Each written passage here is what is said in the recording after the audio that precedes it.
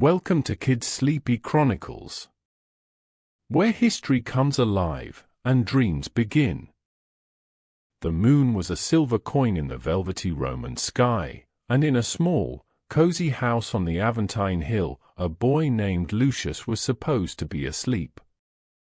He was 8 years old, with curious eyes that missed very little, and tonight they were fixed on the ceiling, imagining the chariot races he'd seen that afternoon. The sounds of the city were a distant lullaby, the last carts rumbling over stone, the gentle splash of water in the public fountain down the lane. But as Lucius lay there, a strange and wonderful thing began to happen. The moonlight pooling on his floor seemed to grow thicker, like spilled milk, and from it rose a soft, golden light. It wasn't scary, it felt warm, like the sun on his face at the Forum. The light swirled and formed the shape of a woman, glowing and kind. She was dressed in a simple stola, and on her head was a delicate crown of wheat and poppies. "Hello, little one," her voice whispered, not in his ears, but right inside his mind, calm and clear as water. "I am Pax. Some call me Peace. I see your busy mind racing like a chariot. Would you like to see the heart of Rome, the part that truly makes it eternal? Not just the marble and the armies, but the people, and the quiet strength that holds it all together." Lucius, wide-eyed, could only nod. He felt safe, wrapped in the warmth of her presence. "Then come," Pax whispered. "We will walk where all Romans walk, but we will listen with different ears." With that, the room melted away. One moment Lucius was in his bed, the next he was standing on a wide, smooth flagstone path, the first light of dawn painting the sky in peach and lavender. He was still in his night tunic, but his feet were bare on the cool, clean stone. They were on a magnificent road, stretching straight as an arrow into the distance. Huge, rounded stones were fitted together perfectly under his feet. "This," said Pax, walking beside him, her glow a soft beacon, "is a Roman road. It is the secret of your world. It doesn't just go to places, Lucius. It connects them. It says to a farmer in the hills and a merchant by the sea, you are not alone. You are part of Rome. Watch." As the sun rose, the road came to life. A farmer trundled by with a cart full of olives, the wheels rumbling smoothly on the flat stones. A messenger on a horse clattered past, his face set on a distant city. Pax guided Lucius to the edge, to a shallow channel running alongside the stones. "And this," she said, pointing to the clear water flowing there, "is another secret. The aqueduct." She gestured to the horizon, where Lucius could see the magnificent, multi-arched stone bridge striding across the valley, bringing water from the faraway mountains. "It is a river in a stone riverbed. It brings life itself, clean, fresh water, to every fountain, every bath, every home in the city. For the senator in his villa, and for the baker in her shop, the water is the same. It is a gift to all." Lucius dipped his fingers in the cool stream. He thought of the public fountain where he played, where everyone from the richest merchant to the tiredest slave could take a drink. It seemed a simple thing, but now it felt like a miracle. Pax led him off the main road, down a narrower lane that wound into the bustling heart of the city. The Forum was just waking up. The air smelled of baking bread, of incense from a temple, of the earthy scent of the open-air market. It was a symphony of sounds, but Pax taught him to listen to the melody beneath the noise. They paused by a shop where a man was shaping a lump of clay into a perfect pot on a spinning wheel. "Were thump, whir. He speaks with his hands, Pax murmured.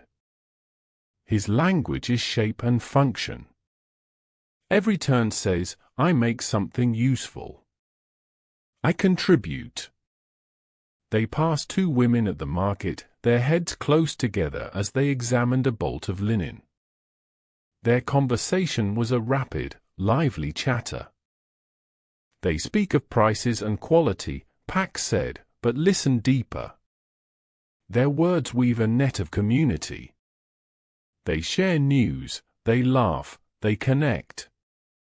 This is how common people speak for themselves, not in the Senate, but here, in the agreements they make, the help they offer, the friendships they build.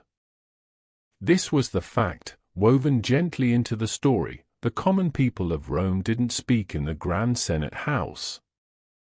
They spoke through their daily lives, their work, and their interactions in places just like this. Lucius watched a group of children, not much older than him, following a tutor. The tutor was pointing to inscriptions on a wall, and the children recited together, their voices clear in the morning air. They speak with the words of those who came before, Pax explained. They are learning the stories of Rome, its laws, its victories. This knowledge is their voice, too. It allows them to understand their world, and one day, to help shape it. They came to the great public baths, the Thermae. Even at this hour, people were gathering. Lucius saw a soldier, a scribe with ink-stained fingers, and a market gardener with soil under his nails, all heading for the same entrance. Here, Pax said softly, as they stood in the warm, steamy air of the caldarium, the hot room is a place where voices soften. The heat melts away the differences. In the warm, quiet pool, a wealthy trader and a tired carpenter can sit side by side, not speaking of business or rank, but simply sharing the quiet peace of the water. Sometimes, speaking for the common good begins with saying nothing at all, just sharing the same space, the same peace. The adventure had been a whirlwind of sights and sounds, but now, as the morning stretched on, Pax led Lucius to a quiet corner of a vast public garden. They sat on a sun-warmed bench under a cypress tree. The frantic energy of the forum was a gentle hum in the distance. You see, Lucius, Pax said, her light dimming to a soft shimmer, blending with the dappled sunlight, Rome is strong not just because of its legions or its emperors. It is strong because of the road that connects, the water that gives life, the market where voices meet, and the bath where silence is shared. Every person you saw today, the farmer, the potter, the children, the bathers, they all speak for Rome. They speak by building, by trading, by learning, by living together. This is the true voice of the people. It is not one loud shout, but a million quiet whispers, like leaves rustling in a sacred grove, that together make a mighty, enduring sound. Lucius felt a deep, calm understanding settle over him, as comforting as a thick, soft blanket. He was part of this. His family, his friends, their daily lives, it all mattered. It was the heartbeat of the great city. The garden around them began to gently blur, the colors softening like wet paint.